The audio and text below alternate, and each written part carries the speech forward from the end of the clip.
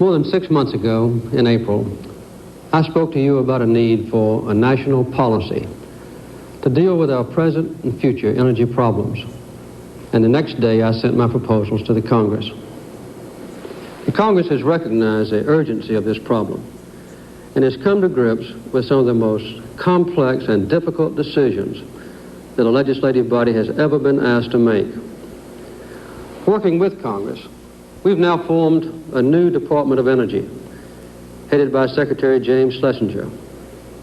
We have the ability to administer the new energy legislation, and congressional work on the National Energy Plan has now reached the final stage. Last week, the Senate sent its version to the legislation to the conference committees, where members of the House and Senate will now resolve differences between the bills that they've passed. There, in the next few weeks, the strength and courage of our political system will be proven. The choices facing the members of Congress are not easy. For them to pass an effective and fair plan, they will need your support and your understanding. Your support to resist pressures from a few for special favors at the expense of the rest of us, and your understanding that there can be no effective plan without some sacrifice from all of us. Tonight, at this crucial time, I want to emphasize why it is so important that we have an energy plan and what we will risk as a nation if we are timid or reluctant to face this challenge. It's crucial that you understand how serious this challenge is. With every passing month, our energy problems have grown worse. This summer, we used more oil and gasoline than ever before in our history. More of our oil is coming from foreign countries. Just since April, our oil imports have cost us $23 billion, about $350 worth of foreign oil for the average American family. A few weeks ago in Detroit, an unemployed steel worker told me something that may reflect the feelings of many of you. Mr. President, he said, I don't feel much like talking about energy and foreign policy. I'm concerned about how I'm going to live. I can't be too concerned about other things when I have a 10-year-old daughter to raise and I don't have a job and I'm 56 years old. Well, I understand how he felt, but I must tell you the truth.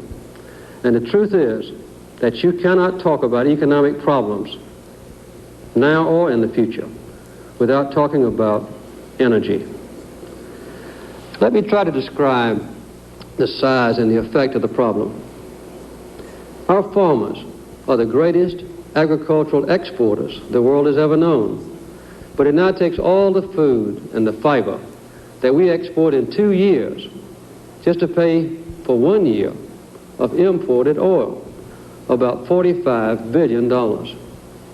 This excessive importing of foreign oil is a tremendous and rapidly increasing drain on our national economy. It hurts every American family. It causes unemployment. Every $5 billion increase in oil imports cost us 200,000 American jobs. It cost us business investments. Vast amounts of American wealth no longer stay in the United States to build our factories and to give us a better life. It makes it harder for us to balance our federal budget and to finance needed programs for our people. It unbalances our nation's trade with other countries. This year, primarily because of oil, our imports will be at least $25 billion more than all the American goods that we sell overseas. It pushes up international energy prices because excessive importing of oil by the United States makes it easier for foreign producers to raise their prices. It feeds serious inflationary pressures in our own economy. If this trend continues, the excessive reliance on foreign oil could make the very security of our nation increasingly dependent on uncertain energy supplies. Our national security depends on more than just our armed forces. It also rests on the strength of our economy, on our national will, and on the ability of the United States to carry out our foreign policy as a free and independent nation. America overseas is only as strong as America at home. The Secretary of Defense said recently, the present deficiency of assured energy sources is the single surest threat to our security and to that of our allies. Yesterday, after careful consideration, I announced the postponement of a major overseas trip until after Christmas because of the paramount importance of developing an effective energy plan this year. I have no doubt that this is a right decision because the other nations of the world, allies and adversaries alike, await our energy decisions with a great interest and concern. As one of the world's largest producers of coal and oil and gas, why do we have this problem with energy? And why is it so difficult to solve? One problem is that the price of all energy is going up, both because of its increasing scarcity and because the price of oil is not set in a free and competitive market. The world price is set by a foreign cartel, the governments of the so-called OPEC nations. That price is now almost 5 times as great as it was in 1973. Our biggest problem, however, is that we simply use too much and waste too much energy. Our imports have more than tripled in the last 10 years. Although all countries could, of course, be more efficient, we are the worst offender. Since the great price rise in 1973, the Japanese have cut their oil imports. The Germans, the French, the British, the Italians have all cut their oil imports. Meanwhile, although we have large petroleum supplies of our own, and most of them don't, we in the United States have increased our imports more than 40%. This problem has come upon us suddenly. 10 years ago, when foreign oil was cheap, we imported just 2.5 million barrels of oil a day, about 20% of what we used. By 1972, we were importing about 30%. This year, when foreign oil is very expensive, we're importing nearly 9 million barrels a day, almost 1/2 of all the oil we use. Unless we act quickly, imports will continue to go up, and all the problems that I've just described will grow even worse. There are 3 things that we must do to avoid this danger. First, cut back on consumption. Second, shift away from oil and gas to other sources of energy. And third, encourage production of energy here in the United States. These are the purposes of the new energy legislation. In order to conserve energy, the Congress is now acting to make our automobiles, our homes and appliances more efficient, and to encourage industry to save both heat and electricity. The congressional conference committees are now considering changes in how electric power rates are set in order to discourage waste, to reward those who use less energy, and to encourage a change in the use of electricity to hours of the day when demand is low. Another very important question before Congress is how to let the market price for domestic oil go up to reflect the cost of replacing it, while at the same time protecting the American consumers and our own economy. We must face an unpleasant fact about energy prices. They are going up, whether we pass an energy program or not, as fuel becomes more scarce and more expensive to produce. The question is, who should benefit from those rising prices for oil already discovered? Our energy plan captures and returns them to the public, where they can stimulate the economy save more energy, and create new jobs. We will use research and development projects, tax incentives and penalties, and regulatory authority to hasten the shift from oil and gas to coal, to wind and solar power, to geothermal, methane, and other energy sources. We've also proposed, and the Congress is reviewing, incentives to encourage production of oil and gas here in our own country. This is where another major controversy arises. It's important that we promote new oil and gas discoveries and increase production by giving adequate prices to the producers. We've recommended that the price, for instance, of new natural gas be raised each year to the average price of domestic oil that would produce the same amount of energy. With this new policy, the gross income of gas producers would average about $2 billion each year, more than at the present price level. New oil prices would also rise in 3 years to the present world level, and then be increased annually to keep up with inflation. This incentive for new oil production would be the highest in the whole world. These proposals would provide adequate incentives for exploration and production of domestic oil and gas. But some of the oil companies want much more, tens of billions of dollars more. They want greatly increased prices for old oil and gas, energy supplies which have already been discovered and which are being produced now. They want immediate and permanent deregulation of gas prices, which would cost consumers $70 billion or more between now and 1985. They want even higher prices than those we've proposed for new gas and oil, and they want the higher prices sooner. They want lower taxes on their profits. These are all controversial questions, and the congressional debates, as you can well imagine, are intense.